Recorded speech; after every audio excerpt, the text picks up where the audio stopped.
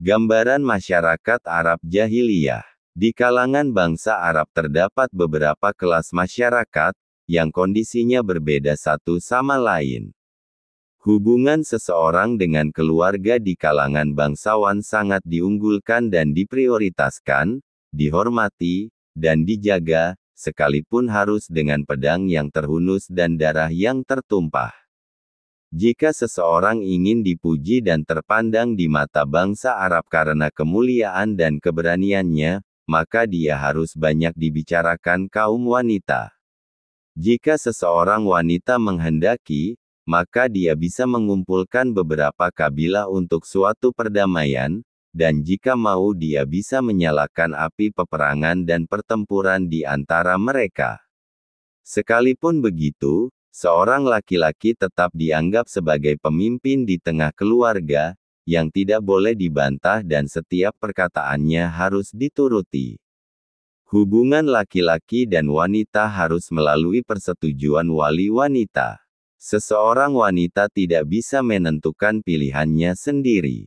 Begitulah gambaran secara ringkas kelas masyarakat bangsawan. Sedangkan kelas masyarakat lainnya beraneka ragam dan mempunyai kebebasan hubungan antara laki-laki dan wanita. Abu Daud meriwayatkan dari Aisyah radhiyallahu anha, bahwa pernikahan pada masa jahiliyah ada 4 macam. Pertama, pernikahan secara spontan. Seorang laki-laki mengajukan lamaran kepada laki-laki lain yang menjadi wali wanita, lalu dia bisa menikahinya setelah menyerahkan mas kawin seketika itu pula. Kedua, pernikahan istibdah. Seorang laki-laki bisa berkata kepada istrinya yang baru suci dari haid, temuilah fulan dan berkumpullah bersamanya. Suaminya tidak mengumpulinya dan sama sekali tidak menyentuhnya, hingga ada kejelasan bahwa istrinya hamil dari orang yang disuruh mengumpulinya. Jika sudah jelas kehamilannya, maka suami bisa mengambil kembali istrinya jika memang dia menghendaki hal itu. Yang demikian ini dilakukan, karena dia menghendaki kelahiran seorang anak yang baik dan pintar.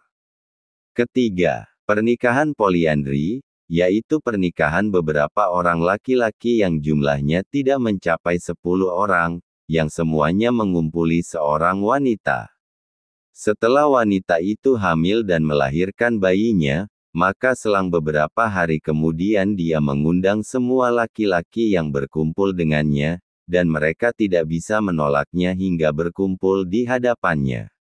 Lalu dia berkata, kalian sudah mengetahui apa yang sudah terjadi dan kini aku telah melahirkan. Bayi ini adalah anakmu hai fulan.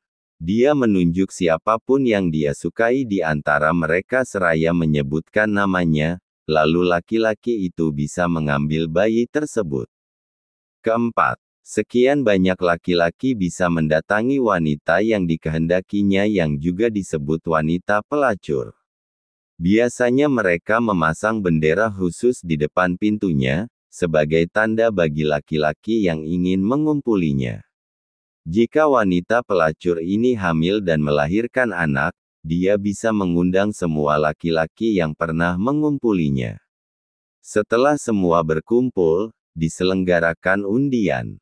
Siapa yang namanya keluar dalam undian, maka dia yang berhak mengambil anak itu dan mengaku sebagai anaknya.